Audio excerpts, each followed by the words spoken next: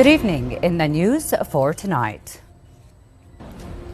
His Majesty King Abdullah II received a phone call from Egyptian President Abdullah II to discuss an end to the war on Gaza and support its reconstruction.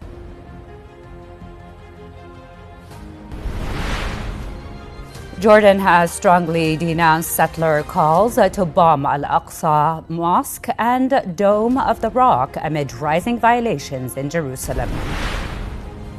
And more than 90 people were killed and nearly 220 others injured over the past 2 days in Gaza. Those are the headlines, and now for the news in detail. His Majesty King Abdullah II received a phone call from Egyptian President Abdel Fattah el-Sisi.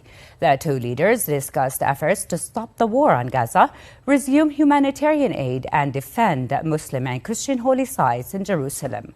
They also stressed supporting Gaza's reconstruction without displacing its people and helping Palestinians remain on their land.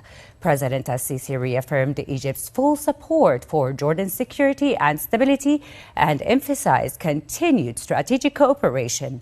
The call also covered ways to deepen bilateral cooperation and strengthen the strategic partnership between the two countries.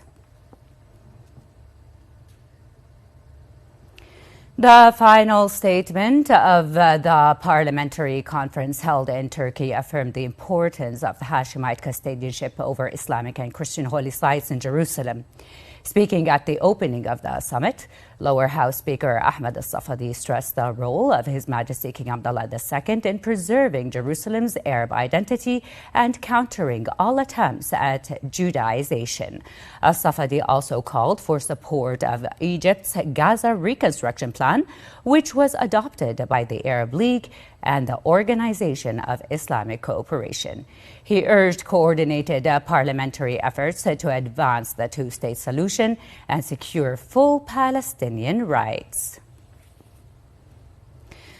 Jordan condemned in the strongest terms the ongoing extremist calls by Israeli settler organizations to bomb Al-Aqsa Mosque, Al-Haram al-Sharif, and the Dome of the Rock. The calls coincide with an escalation in incursions and the perpetration of provocative acts by Jewish extremists under the protection of the Israeli occupation police. Ministry of Foreign Affairs official spokesperson Sufyan Liqda affirmed the kingdom's absolute rejection of this unacceptable incitement that causes further escalation in the region against them. The Jordan Armed Forces Arab Army announced that its southern military zone intercepted a drone carrying drugs on the Western Front late Friday. According to a military source, the drone was detected, tracked, and brought down inside Jordanian territory. Border Guard forces coordinated with the Anti-Narcotics Department to secure the seized materials. The Army stressed it will continue acting firmly and decisively to prevent smuggling and protect national security. In Gaza, the health ministry reported that more than 90 people were killed and nearly 220 injured over the past 2 days in ongoing Israeli attacks. Since Israel resumed operations on March the 18th, nearly 1,800 people have been killed and more than 4,650 wounded, with many still buried under rubble or in inaccessible areas. Meanwhile, UNRWA warned that more than 2.1 million Palestinians remain trapped in Gaza under severe bombardment and called for an immediate renewal of the ceasefire.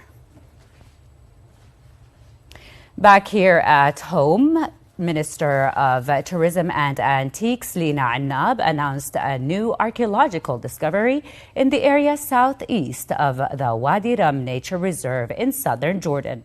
According to the Ministry of Tourism, the archaeological discovery is a royal pharaonic hieroglyphic inscription bearing a royal seal dating back to the Egyptian pharaoh Ramses III from 1186 to 1155 BC and offers new evidence of Egypt's influence deep into the Arab region.